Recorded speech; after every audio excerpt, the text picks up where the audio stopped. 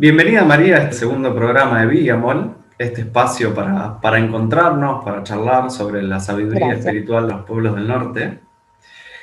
Vamos a tener un rato de una linda conversación y antes de empezar me gustaría presentarte por ahí para la gente que todavía no te conoce. María es antropóloga de profesión, además es runista, viene combinando ambos caminos, lo cual le da mucha profundidad y un ojo muy filoso a la hora de analizar el Fusark, a la hora de recorrerlo, pero a su vez con una sensibilidad también muy propia y muy particular de ella. Bienvenida María. Eh, Gracias. Vamos a charlar hondo y profundo en este espacio. Es un Vamos a placer hablar, estar acá. gracias, muchas gracias. Me gustaría charlar un poco, vamos a tocar varios temas, pero sobre todo me gustaría ahondar en tu recorrido, me gustaría ahondar en tu mirada sobre el Fusar, que me parece de lo más interesante, que tiene una mirada ahí con un recorrido femenino, con una incidencia en lo femenino, en las diosas. Y un poco para empezar me gustaría leer, traído a cuento, una frase de Shinoda Bolem, que Gran dice, maestra. está tomada del Tao de la Psicología y dice, una vez que la mujer se vuelve consciente de las fuerzas que influyen sobre ella, obtiene el poder que ese conocimiento proporciona. Las diosas son fuerzas poderosas e invisibles que moldean la conducta e influyen en las emociones. El conocimiento acerca de las diosas dentro de las mujeres constituye un nuevo territorio para el aumento de la conciencia sobre las mujeres. Cuando una mujer sabe que diosas son las fuerzas dominantes sobre ella, adquiere un autoconocimiento sobre las fuerzas de ciertos instintos, las prioridades y las capacidades y también las posibilidades de encontrar un propósito personal a través de las opciones que toma. Bien, vamos a profundizar bastante en esto. Pero antes, Contundente. Una maestra, sí. muy contundente. Pero antes, me gustaría que le cuentes un poco a la gente cómo fue tu recorrido, cómo fue tu llegada también a la antropología, lo cual de alguna forma parecería hasta como obra del destino, ¿no? Que de alguna forma siendo antropóloga, que me imagino que te debes haber encontrado con un abanico de culturas, de cosmovisiones muy amplio, haber caído justamente en la cosmovisión de los pueblos del norte, lo Mm. cual no es nada, para mí nada casual, y a su vez es muy particular también. Así es. Sí, bueno, nadie escapa de la trama de Weird, de la trama del destino, ¿viste cómo es esto? Vamos Indudablemente. llegando, probablemente vamos llegando. Mirá, me encontré con la antropología porque eh, mis intereses siempre estuvieron asociados a las ciencias humanas. Nunca fui muy buena en ciencias exactas, las respeto mucho, las quiero, me encantan, pero nunca fui descollante en ese sentido. En cambio, las ciencias humanas, la historia, la literatura, siempre me llamaron mucho la atención y sobre todo la mitología. Desde pequeña la mitología me viene hablando, me viene contando y me viene convocando. Así que fue como un amor desde pequeña. Y al finalizando, ¿no? La secundaria, una buena maestra, la vida me bendijo con buenos maestros y maestras, eh, me aconsejó que mirara el programa de antropología porque como mis intereses eran muchos, qué raro, parece que había una ciencia que también era muy abarcativa. Entonces, cuando miré el programa dije, bueno, acá hay un montón de cosas que me interesan y bueno, ahí fui, escuché la llamada. Así que más allá de que obviamente estamos siempre influidos, por eso vos lo sabés, por el gran Indiana Jones y todas esas figuras que llegamos creyendo que es eso, pero no es, es Que mucho vas a más. salir con la liana a surcar montañas y todo eso, a buscar el santo grial. El que te diga que no, no sé. Hay mucho de eso. Eh, bueno, parte del camino, ¿no? Llegamos con nuestras narrativas a todos lados. Así que y me encontré con una ciencia que tiene una particularidad te abre a una percepción diferente del mundo, los otros y otras, te cambia siempre la mirada. Y eso creo que es lo que más Lo que más influyó en vos. de esta ciencia. Sí. ¿Y tuviste posibilidad de encontrarte con la mitología nórdica o algún estudio sobre lo nórdico mientras estudiabas la carrera, en la propia carrera en la facultad? Estudiando Historia Social General, me acuerdo, pasamos por los países del Báltico, sobre todo en la constitución del comercio medieval y demás, pero no específicamente trabajar sobre la cultura nórdica. La literatura antropológica con la que yo me formé versó más sobre pueblos de Norteamérica, de Sudamérica, de, bueno, Polinesia, toda la zona del Índico, y también obviamente estudios sí referenciales al folclore europeo y a la constitución de los estados nacionales en Europa, que hunde un poco sus raíces en movimientos muy importantes, que después sí tienen mucho correlato con nuestra mirada actual sobre la cultura nórdica, como el romanticismo, Claro. en fin, específicamente a los vikingos o cualquier pueblo nórdico, no específicamente, eso vino después. Bien.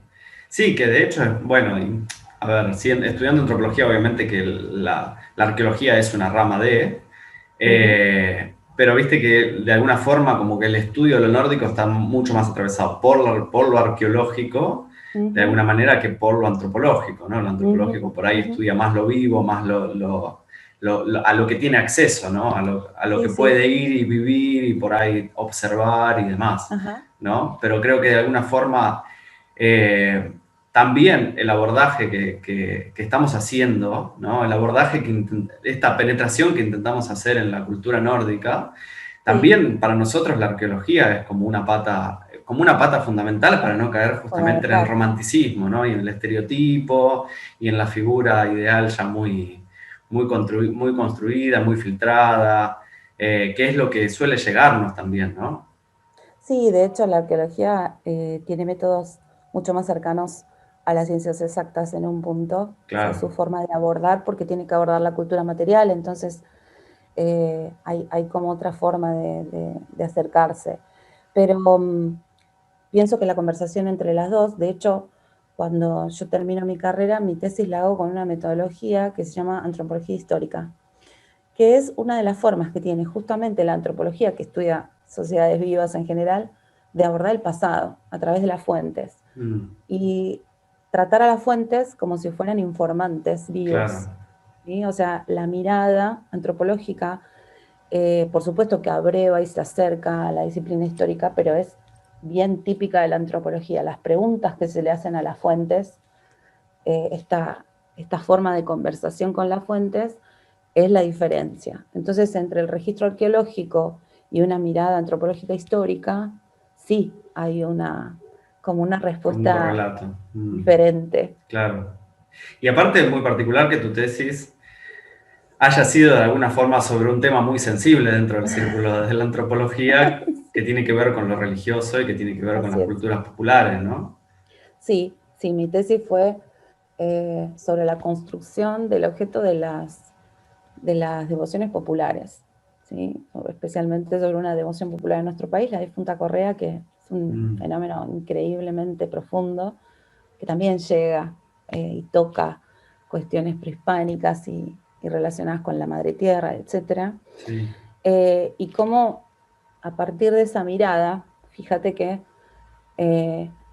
esto es un poco lo que la antropología te propone, ¿no? O sea, más allá de ciertos dogmatismos, ¿no? El entrar a partir de un texto, incluso de un mito, de un relato popular, de una narración, es una puerta de entrada a tratar de entender formas de mentalidad, de pensamiento, procesos sociales. No lo vamos a poder abarcar todo a partir de un solo texto, obviamente no podemos sacar una conclusión enorme a partir de eso, pero sí es una puerta de entrada para empezar a hacernos preguntas y empezar a observar cómo un momento histórico, una sociedad se va autopercibiendo, desarrollando, ¿no? O sea, y resignificando cosas que también aprendió. Entonces, es realmente el estudio de los cuentos y relatos populares y los mitos en determinados contextos específicos. Bueno, hay trabajos espectaculares. Hay uno que se llama La Gran Matanza de Gatos y otros cuentos populares, que es de Robert Darnton, que, por ejemplo, propone una mirada sobre fenómenos que parecen muy chiquitos, micro, Claro, ¿no? Que sí. quedan registrados, como por ejemplo, en el siglo XVII, en un momento en particular, hubo una matanza de gatos enorme. ¿Qué pasó? Claro, que parece un Fueron, fenómeno o sea, totalmente inconexo y sin un origen o ¿por salido de qué la gatos? nada, claro. Entonces, a partir de empezar a reconstruir qué implica ese fenómeno, cuáles son los actores, qué conflictos había, con qué otros relatos conversar, se pueden sacar conclusiones súper interesantes. Y Danton, por ejemplo, toma cuentos de hadas y relatos populares, incluso los de Grimm, y hace una relectura sobre eso, más profunda, ¿no? Que por ahí toman aspectos de lo psicológico, pero también de lo histórico, lo mitológico. Es una vuelta de rosca más, ¿no? Pero hay, digamos, desde, por ejemplo, miradas como el marxismo histórico, que es maravilloso, porque la verdad es que como propuesta de mirada del mundo científica, filosófica, es espectacular, pero hasta cierto momento de la historia dejaba por fuera ciertos aspectos de la vida social relegados a la superestructura. Claro, Bueno, autores como Gramsci, como Thompson en Inglaterra, después la escuela inglesa los retoma, se dan cuenta que a través de lo que eran relatos folclóricos o cuentos populares o formas de lo popular, hay una sabiduría, hay una voz no escuchada que no entra en los grandes relatos históricos. claro. Sí, Entonces, sí. ahí hay un La, montón para la entender. la fuerza de lo pequeño, ¿no? Así es. Es la Y, conversación entre lo micro y lo macro. Sí, microhistoria, de hecho. y que de alguna forma los que estamos en una búsqueda de alguna manera espiritual, por ponerle algún nombre, también estamos en esta búsqueda de conversar, esta conversación entre lo micro y lo macro, ¿no? Este entender de alguna forma cuál es nuestro propósito de existencia, entender qué hacemos acá y tratar de encontrarle también un sentido, ¿no? A este recorrido vital que hacemos de nacimiento a muerte, ¿no? Así Para es. encontrarle un sentido personal, para que realmente todo esto que pasa a veces con las grandes penurias y los grandes desafíos que nos toca atravesar en la vida, Ujú, poder ver eso con un sentido distinto y no ujú. quedarse particularmente con una mirada pesimista. Lo que me gustaría preguntarte es, de alguna forma, ¿cuándo empieza tu llamado a la aventura? ¿Cuándo sentiste por primera vez el llamado a la aventura de las runas? Bueno, primero esto, así como que existía una convocatoria hacia las ciencias humanas y la historia y la mitología, también hacia lo espiritual. Em, entonces fueron como dos vías que siempre iban juntas, no necesariamente integradas, pero sí juntas. Entonces yo, eh, desde cierto nivel, vivenciaba también, obviamente, porque es imposible desagregarlo, Mm, todo mi mundo interno espiritual y mis inquietudes espirituales, que es un camino que también empezó más o menos en la práctica, ¿no? Por la misma época que empecé a estudiar antropología, empecé a hacer mi práctica espiritual, mi aprendizaje. Ahora, las runas y todo el mundo nórdico llegaron de sopetón 2 años después que me había recibido, en el 2009. Sí había leído mitología nórdica, pero no me había sentido especialmente convocada. Lo que pasa es que cuando las runas irrumpen, que son así, siempre decimos eso, ¿no? Bueno, irrumpen. Bueno, claro, primero fue una llamada estrictamente espiritual, lo cual me encantó que fuera así, porque eso le dio como un tono particular y específico, no por el intelecto, sino por la vivencia espiritual, que me representó mucho, muchísimo. Y sí, solo sí, después eventualmente por el camino más el abordaje teórico, ¿no? Que vino bastante después, justamente con Pablo Runa, mi primera maestra, Graciela Cifrán, es de Mar del Plata, divina persona, y no me dejó para nada entrar en ese aspecto. Sí, después pasaron los años y me encontré con Pablo, y bueno, ahí me encontré con toda la posibilidad de desarrollar toda la otra meta. Entonces, hemos tenido conversaciones sin fin, que vos conoces del paño, muy, muy enriquecedoras, y otra vuelta al FUTARC. Después una tercera vuelta al FUTARC en 2019, que fue como definitorio, con Cecilia Bergoboy, que fue como la integración, ¿no?, de las partes, que también era necesaria para mí. Sí, para aclararle también un poco a la gente quién es Cecilia Bergoboy. Bueno, Cecilia Bergoboy es una gran maestra también de acá de Argentina que tuvo una gran influencia en muchos de nosotros, que ella es no vidente, aprendió a recorrer el FUTARC desde su experiencia con la ceguera y eso atravesó paradójicamente su mirada del FUTARC o su sentir del FUTARC y su forma de recorrerlo, ¿no? Y cómo de alguna forma esto, porque en parte es muy simbólico que hayas recorrido el FUTARC 3 veces con 3 maestros, ¿no? Un poco este 3 reiterado constantemente en la mitología. Y también como de alguna forma esto que vos mencionás, esta experiencia que mencionás de tu primer maestra, que no te dejó alimentar la mente, ¿no? Como vos ya venías como muy canchera, alimentando, echándole leña al fuego a lo mental, y de alguna forma ella te puso un parate y te dijo, no alimentes esto, ¿no? Como que eso también lo podría interpretar yo como que te fue preparando también para que después puedas encontrarte con Pablo.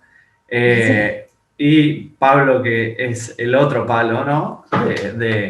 De lo mental, también de lo vivencial, pero también de lo intelectual. Y como que de alguna forma fue como te fue preparando de alguna manera para ese encuentro, como para que no tengas una mirada pura y exclusivamente intelectualizada de eso. Imprescindible. Y en ese primer encuentro que tuviste con las runas, ¿no? O sea, desde el recorrido con tu primer maestra hasta llegar a Pablo, ¿no? Sí. ¿Cómo conversaste en ese momento con las runas? Desde el pleno corazón, obviamente, porque cuando nos encontramos con estas fuerzas, arquetipos, símbolos, es muy impresionante. Yo digo que las runas son puertas para mí.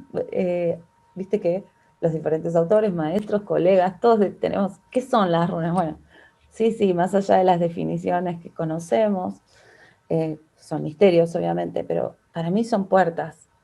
O sea, yo abría una puerta y había un mundo en cada runa que me hablaba de mi experiencia de vida, que me hablaba de cómo las experiencias de estas personas hace más de 2000 años podían coincidir con las mías, que les pasaban las mismas cosas, y las preguntas que hay detrás de esas puertas. Buenas preguntas más que respuestas. Yo soy una activista de la pregunta. De la pregunta. Y es que la pregunta abre universos también, ¿no? Claro, era eso. Entonces, en una runa hay un montón de imágenes, hay un montón de propuestas filosóficas y espirituales que te interpelan en la vida. Y esa fuerza empieza a manifestarse arquetípicamente, porque es un arquetipo. Entonces empieza a hacer conexiones con cosas que son tu trayectoria de vida, con lo que te está pasando en el momento que estás recorriendo, porque también cada recorrido tiene su momento. Y este primer encuentro es impresionante, porque son potentes, ¿no? Son fuerzas muy potentes en un punto y muy concretas, ¿no? Al hueso. Y después hay sí como una vuelta de rosca que te tira para la reflexión, la filosófica y toda la interpelación más elevada, ¿no? Muy típico también de esa condición de la cultura nórdica con la poesía, ¿no? Que por ahí primero hay una cosa de imágenes concretas, ¿no? Como acercarse por primera vez a un texto, poema, y ver como una serie de cosas, ¿eh? Y después hay como una llegada de Sí. todo eso, y una reelaboración. Sí, que además esta mirada poética de poder jugar con el lenguaje y de poder complejizar lo sencillo también, ¿no? Porque de repente toman una imagen que puede ser un guerrero atravesando a otro con una espada en una batalla y de repente de eso Ujú. construir un poema larguísimo para Tal cual. describir ese acto tan breve pero a su vez tan cargado de Sí, significado, ¿no? Poder, esto de jugar con el sí, sí, lenguaje, jugar con la metáfora, eh, esto también de que está muy presente en el propio lenguaje nórdico, ¿no? Esto de hacer un lenguaje aglutinante sí, y esto de la combinación de palabras que también vino a derivar después de las palabras intraducibles de la filosofía sí, alemana, por ejemplo, sí, sí, sí, que combinan conceptos en una sola palabra, ¿no? Formas de sí. describir el Ujú. mundo, y que de alguna forma está presente también en una lectura, Así ¿no? es. La persona, Igual viste que hasta que llegamos a la lectura pasa un montón. Primero sí, es pasa un todas montón de las tiempo, runas. sí, y que Además, además son un yo batazo al entendimiento, particularmente, sí, yo me acuerdo de empezar el futar, qué sé yo, y cuando llegué a la runa Ansus, fue como, wow. Dije, ay, esta deidad que de repente andaba iconografías, viste, qué sé yo. Cuando yo vi que había dos cuervos que se llamaban Memoria y Pensamiento, flipé. Dije, ¿cómo esta gente? Son dos mecanismos cognitivos, psicológicos, mentales, sí, muy complejos.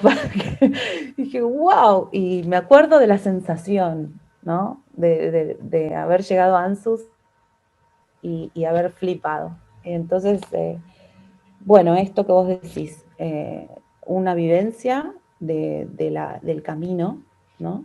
Y ahí darte cuenta que es un camino que te va a transformar, que sí, transformar por completo, y bueno, empezar con puertas abiertas, y después sí, al llegar al final, empezar a conectar con la posibilidad del oráculo, porque bueno, siempre está este camino como oráculo, que ya es un montón, pero también como camino de autoconocimiento, que sí, una sin la otra no funcionan. sí, Entonces, claro, cuando te encontrás con el oráculo, yo ni pensaba en ese momento trabajar las runas con nadie, ni ponerme al servicio, ni mucho menos en ese momento. Simplemente las usaba para mí, después una las usa con amigos, qué sé yo. Pero también esto, ¿no? Cómo se movían las runas en el oráculo. Era muy interesante las respuestas que daba. sí. Esa fue como la primer vivencia.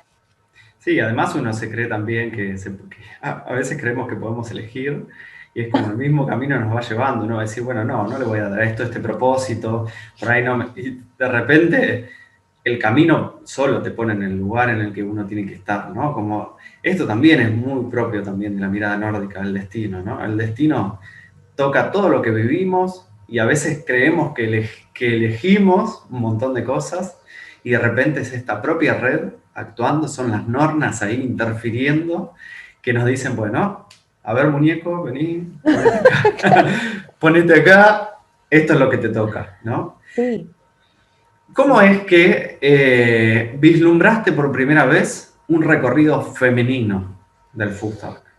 Uh. Porque también Em, el hecho de problematizar esto del recorrido en tres octetos, Ujú. ¿no? También es fuerte, ¿no? Esto, Sí, porque de alguna forma todas las fuentes vienen trabajando prioritariamente sobre ese camino, ¿no? Como se da por sí, sentado que el futsal está dividido entre Seitir y que, bueno, cada uno una cosa o cada uno puede hablar de un plano de la realidad distinto o lo que fuere, ujú. pero no es la única mirada posible que podemos establecer.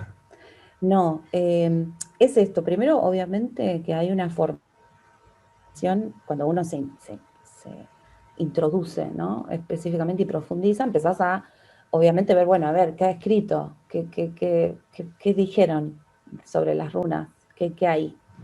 Y hay un montón de autores con un montón de miradas, ¿sí? Que ya existen y que le han pegado la vuelta. A mí me encanta también pensar eso, ¿no? A cada autor, desde, no sé,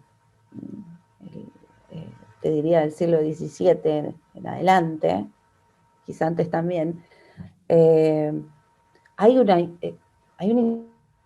interpelación, ¿no? Cada uno quiso entender el Futark y decir, no, en realidad va por acá, en realidad esto hay que enfatizarlo, o sea, cada uno, acá el Futark le iba hablando, ¿no? Entonces yo veía esto, ¿no? Después uno llega a Thorson y ve los círculos concéntricos, como este diagrama de fuerzas que Thorson presenta, eh, que bueno, que es un libro de referencia, ¿no? Porque aparte tiene un lenguaje muy particular y todo lo que Thorson abre, ¿no? Más allá de todo lo que le podamos discutir Sí.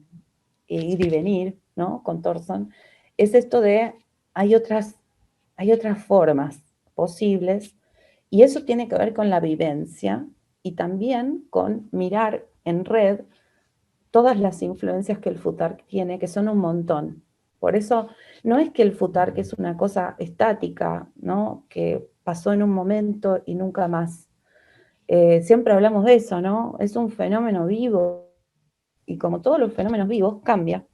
Y cambian las personas que se acercan a ese fenómeno. Entonces, no es lo mismo hablar de la edad de bronce que del siglo II, que del neolítico, que de la modernidad, ¿no? Entonces, todo esto es parte de la riqueza que tiene la posibilidad de entrar al Futark. Ahora, cuando pasa todo esto, aprovechando también el tiempo actual, y retomo la frase de Ginoa Bolén, que tan linda que leíste al principio, que tiene que ver con este reconocimiento de los poderes, ¿no? Internos.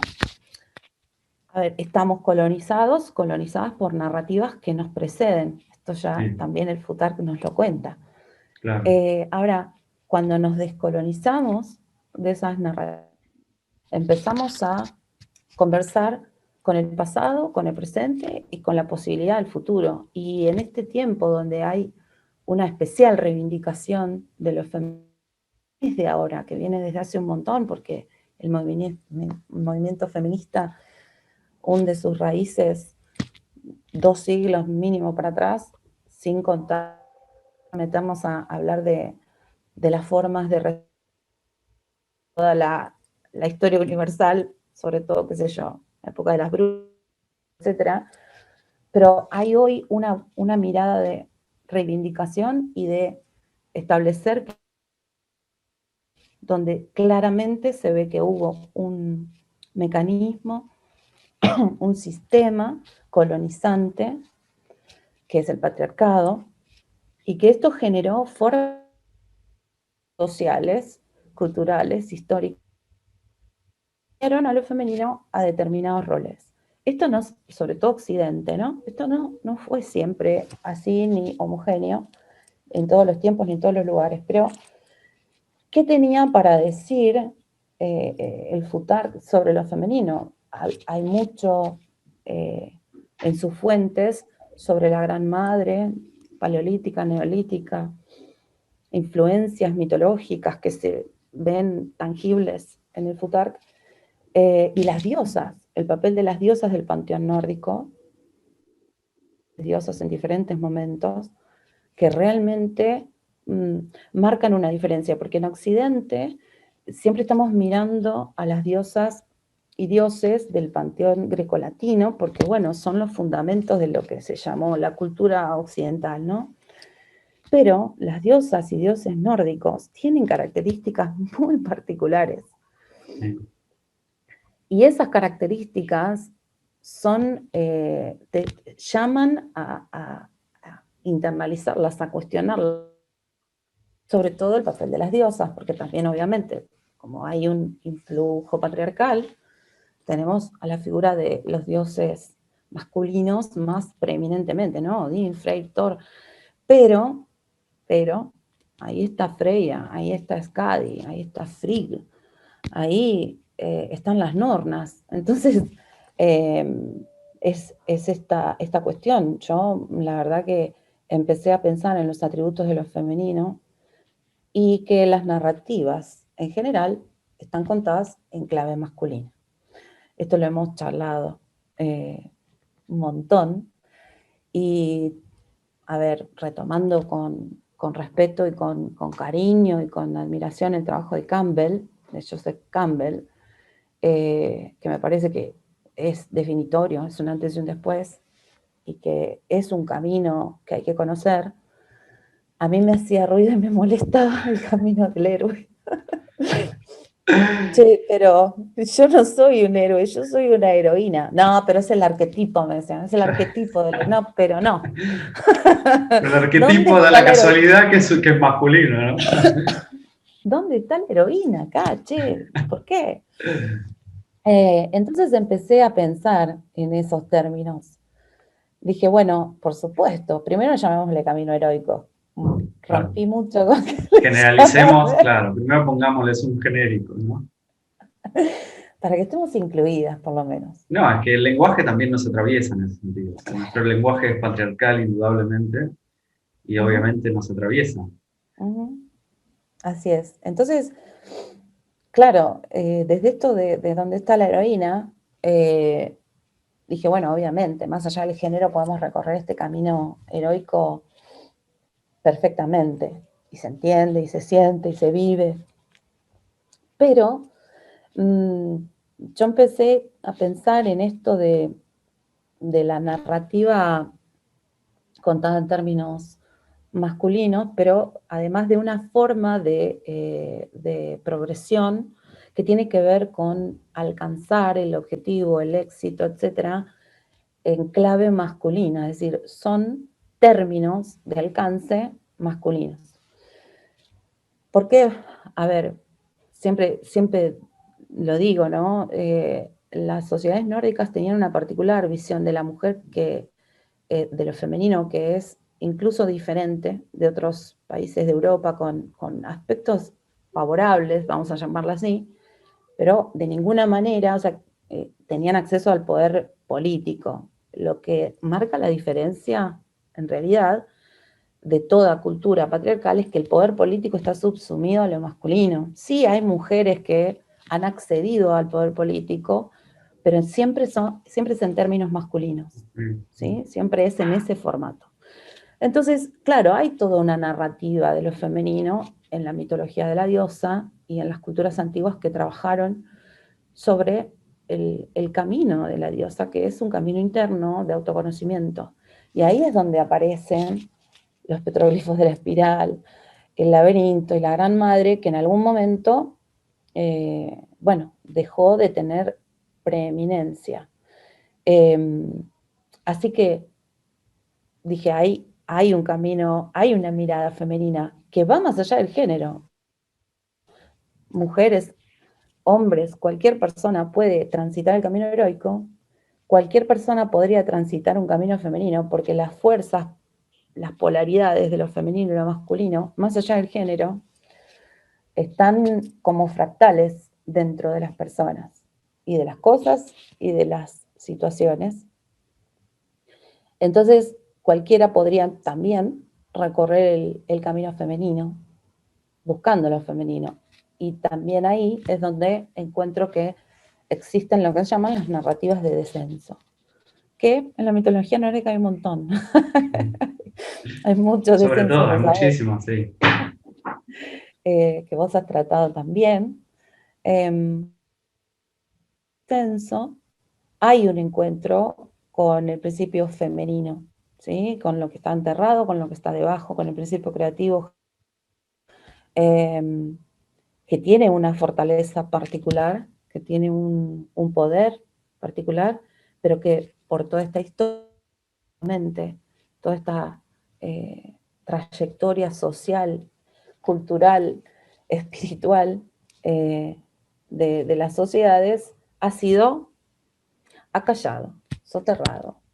No acostumbradas a escuchar ese principio porque hay mucho que mirar en función de lo concreto masculino, lo activo, lo que conquista, lo que obtiene. Coincide, ¿no? Lo material occidental hoy. Entonces, estas narrativas nos proponen bajar y ver qué hay. No está muy contento. Sí, incluso la propia sociedad nórdica ha sufrido una serie de cambios a lo largo de su historia, que no es una historia pequeña ni corta, y esa serie de cambios también se ve reflejada en la propia mitología. Incluso, a ver, el hecho de poder problematizar el mito, poder problematizar lo que a nosotros nos llega como fuente, también es entender que las fuentes que a nosotros nos llegan, principalmente las fuentes mitológicas, como son la Edad Mayor, la Edad Menor, ya son de un periodo donde toda Escandinavia, incluyendo Islandia, que es de donde vienen las fuentes, está cristianizada. Y eso obviamente va a tener una incidencia, obviamente se van a resaltar ciertas figuras o ciertos dioses, incluso se cree que por ahí el mismo epíteto del Allfather, ¿no? El epíteto tan usado hoy para denominar a Odin, se cree que es un epíteto cristiano, ¿no? Incluso como en la propia búsqueda a ver, en la propia búsqueda del bienestar social nórdico, también su concepción de la vida ha cambiado, ¿no? Desde la agricultura hasta después la empresa de la guerra, y cómo va cambiando la preponderancia de ciertos dioses o diosas por sobre otros, ¿no? ¿Y cómo atraviesan todo esto la figura de Freya en vos? Porque también de alguna forma la forma en la que vos te vas a conocer, o tu cuenta de Instagram, o la forma en la que la gente te encuentra, está muy vinculada a la diosa, ¿no? Esto de Vanadis, la señora de los Vanes, Así es. ¿no? ¿Y cómo llegás a esta figura y cómo esta figura te atraviesa? Me atravesó, claramente. La gran madre te atraviesa. Cuando te encontrás con el principio femenino, repito, más el género, ¿no? Porque el género es como un filtro, que es una construcción, además. Esto va más allá del binarismo, ¿no? Es un paso más, mucho más. Es integrativo, es otra mirada.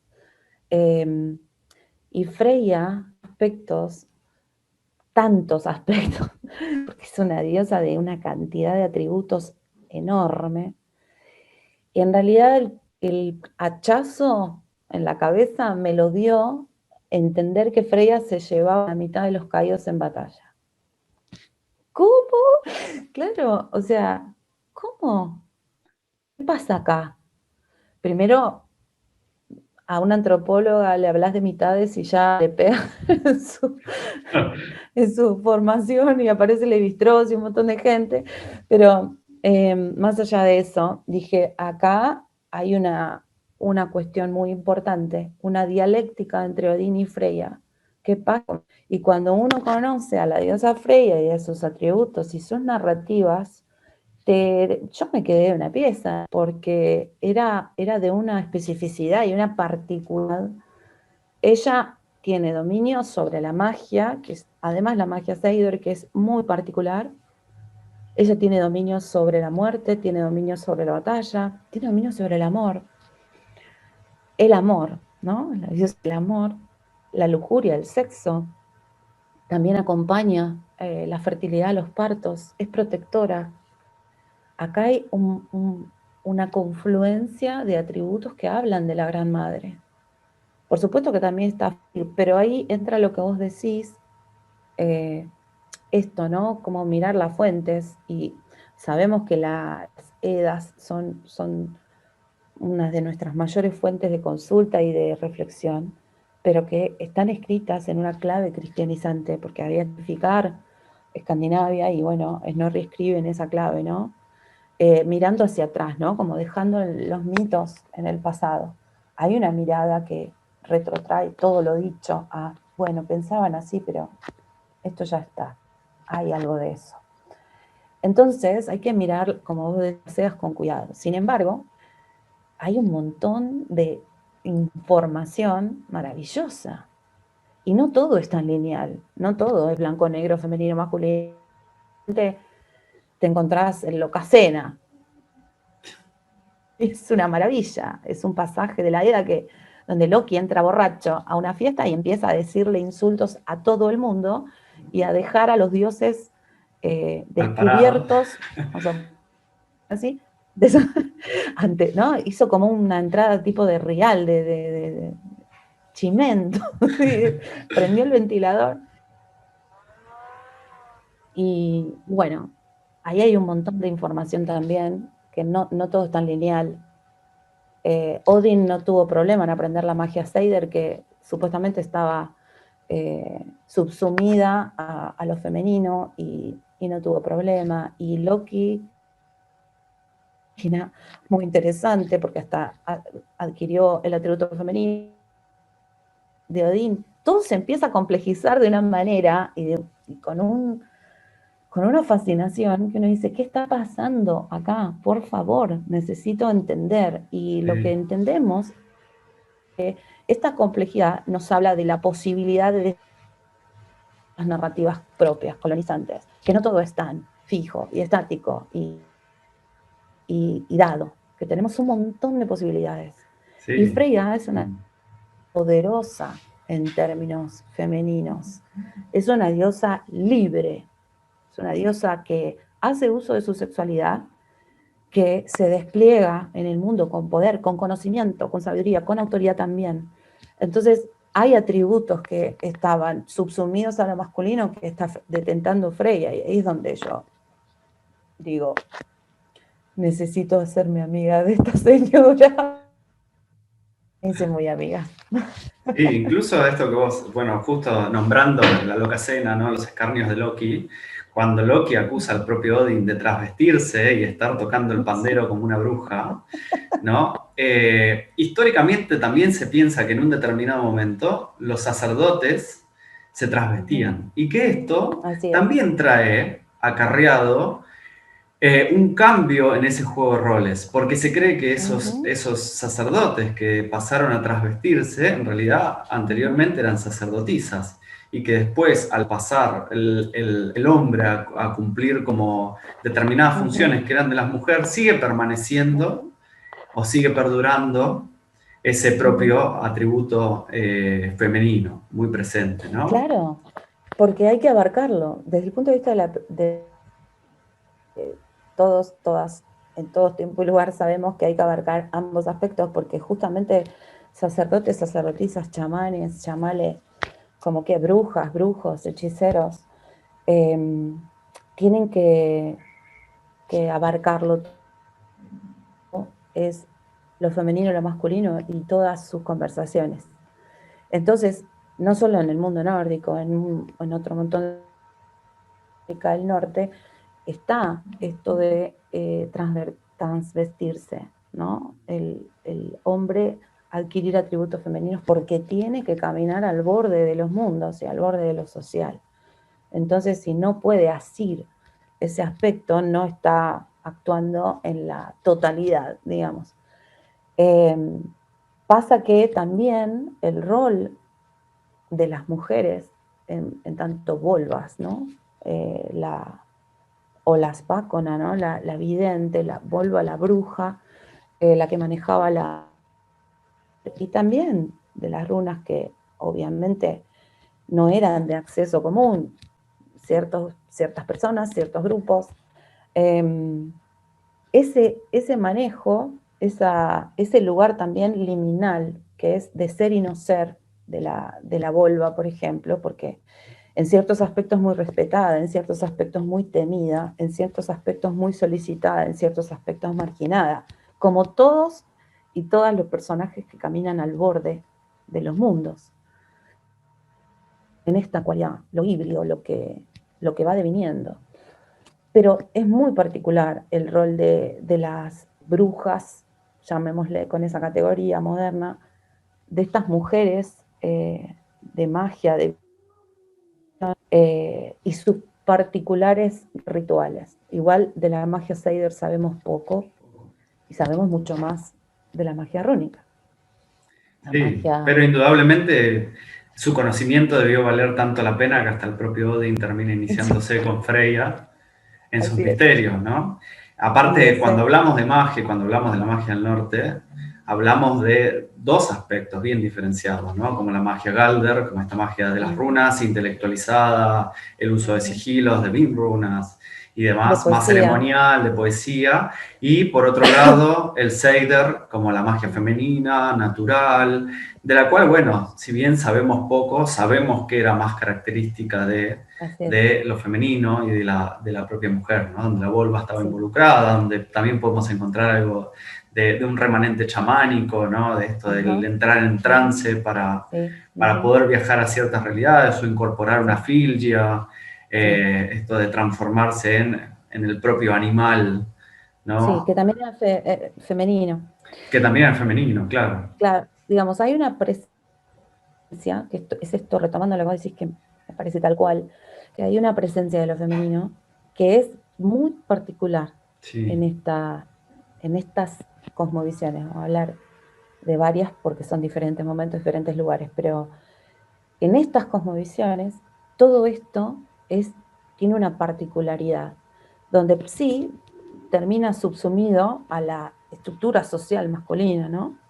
Pero está ahí, sale constantemente, y en la narrativa mitológica, eh, como vos decís, ¿no? Hasta el padre de todo no tenía ningún problema en caminar los mundos de lo femenino. De hecho, lo quiso, lo añoró, lo consiguió. Eh, y para nosotras y nosotros, en este momento actual, esa conversación integradora, esos atributos de la diosa Freya, son muy importantes, son muy importantes. Claro, ¿qué pasaba? Yo leía las fuentes y decía, bueno, ¿dónde están las voces femeninas? ¿Dónde está la narrativa? Y está en muchos lugares, pero está en el canto de Hindla, que es una narrativa específica, donde Freya es la protagonista con un protegido que le pide un favor, y es el viaje de descenso de Freya y este protegido Ottar buscando su linaje. Y ahí es donde comprendí que había otra puerta, otro camino posible, y que ese camino no era tan lineal, ¿sí? Que los tres octetos obviamente estaban en la base de la reflexión, pero que la entrada al inframundo era en espiral. Era, no podía ser de otra manera que no fuera en espiral, porque el espiral es del reino de la diosa. Entonces, la búsqueda de aquello que está enterrado, de aquello que está callado, que está enojado, que está triste, que está reprimido, que tiene información valiosa para nuestra identidad, para saber quiénes somos. Sin esa información no podemos eh, llegar a ser completamente, ¿no? Sin recuperar esa narrativa que está enterrada, no podemos integrarnos, por más que hagamos el camino heroico muchas veces, porque el camino heroico, de alguna manera, dialoga con lo femenino de una forma muy particular, ¿sí? En los términos de Campbell, en la posición de lo femenino, después revisada, ¿no? Por Campbell, bastante pobre, está eh, puntualizada en ser una tentación, ¿no? En ser, ¿no? Casi una posibilidad de falla. El elemento pervertido, ¿no? Claro, que yo no creo que, digamos, Campbell después cuando revisa un poco a la luz de sus conversaciones con María Gimbutas. María Gimbutas, una antropóloga, arqueóloga, etnógrafa, folclorista, una maravilla de científica y también de mujer, ¿no? Lituana, bueno, emigra a Estados Unidos y ella da un paso más, que en la academia tiene su costo, obvio. Como dice Graves, bueno, finalmente las cadenas de la academia son para pertenecer o no pertenecer. Hay que ver hasta dónde llega un momento que ciertas personas dan un paso más porque es en función de lo que creen y en función de lo que ven. Y María Gimbutas recupera la religión de la diosa.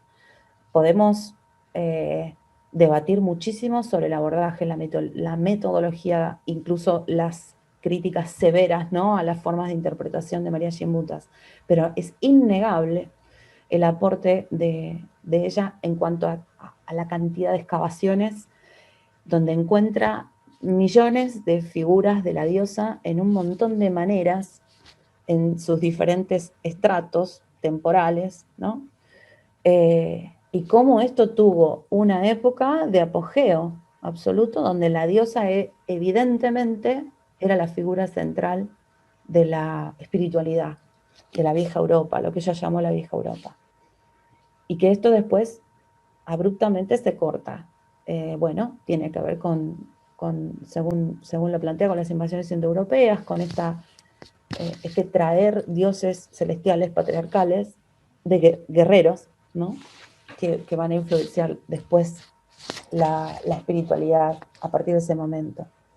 Pero Campbell retoma esta conversación en los años 70, ya en los últimos años de él y de ella, y dice que lamentaba no haber conocido a María Gimbutas antes. Pero también en esa época estamos hablando de un momento donde el feminismo y la espiritualidad empezaron a conversar fuerte. Ahí tenemos como dentro de lo que fue la segunda ola, ¿no?, el feminismo, las brujas feministas, ¿no?, empezando como a hacer resurgir a la diosa, a decir Dios, padre, varón, que no crea desde su útero, punitivo, severo, distante. ¿Por qué?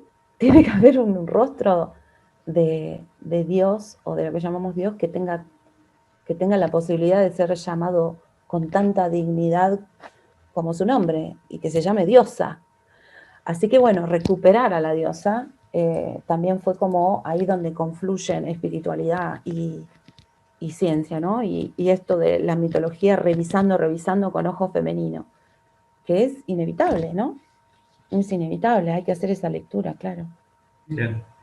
Un poco como para ir dándole un cierre espiralado, me gustaría preguntarte, que esta es una pregunta que le voy a hacer a todos los que entreviste, que tiene que ver con, bueno, más allá de lo que nosotros sabemos, ¿no? ¿Qué imaginás vos que hacían los germanos con las runas? No podemos decir que Tácito nos dio la posta, porque nos dejó ahí como... La dejó picando, sabemos, no sabemos. Algunos dicen que sí, otros que no. Algunos defenestran el oráculo, otros... Serían el alfabeto arbóreo. Preguntas divinas para seguir. Pero, ¿qué hacían los germanos con las runas? Bueno, no, sí. Pienso que elaboraban preguntas y respuestas también a partir de eso. Por supuesto, pensándolos como fuerzas mágicas, ¿no? Porque son un pueblo, o son pueblos, digamos, relacionados con la poesía, con la escálica, con la cultura oral, de una manera muy particular. Entonces, el símbolo, que como bien decía Pablo en la, en la entrevista anterior, tiene razón, no es que la runa Feju se llama F, ¿no? Se llama Feju, y eso quiere decir un montón de cosas. Entonces yo pienso que quien accedía, ¿no?, a poder entender y conocer los significados de las runas, se conectaba con esa naturaleza más allá de la comunicación, ¿no? Se conectaba con todos los arquetipos, los elementos que conformaban su vida social y su vida religiosa. Y se encontraba en esos símbolos. Probablemente no todas los llamémosle clases sociales, podían acceder a ese conocimiento en una vía muy dura, obviamente, Pero sí pienso que con el tiempo se fueron como extendiendo. Y entonces, en ese extenderse y popularizarse, empieza a haber también como una mirada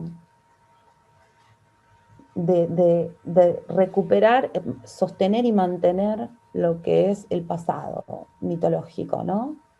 Porque por alguna razón las runas siguen hablando de los dioses, por más cristianización que haya habido, y sabemos que, bueno, tenemos estas iglesias de muchos techos en Escandinavia que tienen altares donde hay runas. Entonces, está bien, sí, sí, están escritas en runas porque es una manera de escribir y una manera de escribir antigua, pero Claro.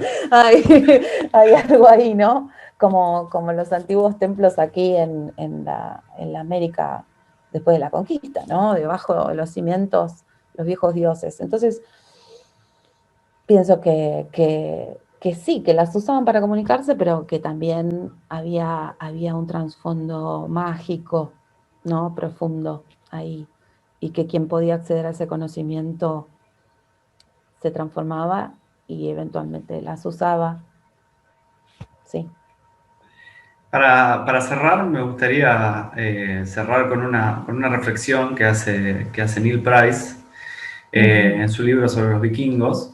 Y él dice que era tan importante de alguna forma la presencia de lo femenino para la mentalidad y la espiritualidad nórdica, que la Fylgja, de la cual hemos hablado un poquito antes, era una entidad femenina.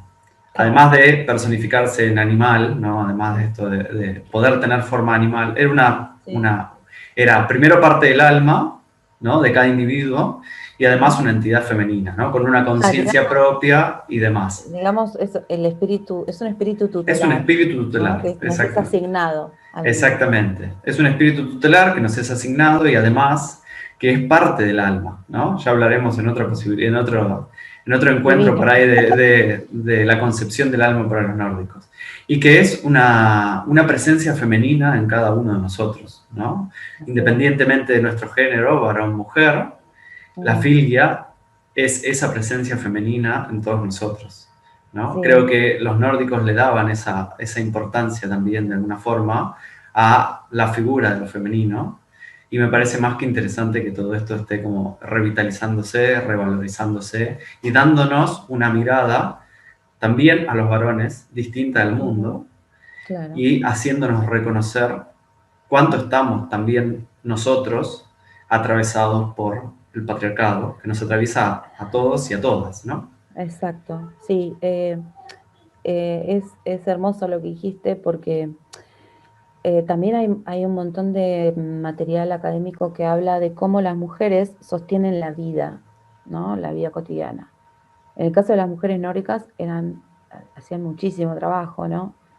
La vida era en general agrícola y bueno, por más estatus que se tuviera había que mantenerla. Y las mujeres tenían un montón de tareas y cuestiones que resolver que sostenían mucho este acceso al poder masculino.